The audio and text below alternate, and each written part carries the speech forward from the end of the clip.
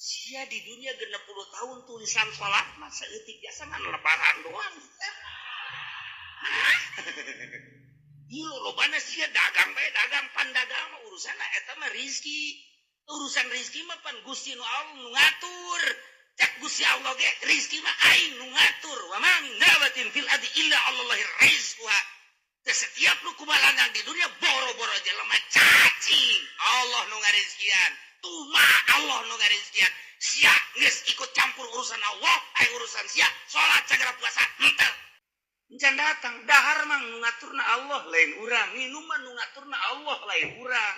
Urang mah dititahna ge ibadah ka Gusti Allah. Cak Gusti Allah laksanakeun hak sia ibadah ka aing. Urusan rezeki aing nu ngatur, ulah sok pilu-pilu urusan aing. Sia mah aing urusan aing, ku sia dipilu-pilu, aing urusan sia teu dilaksanakeun. Tolol sia. Urang bakal dikitu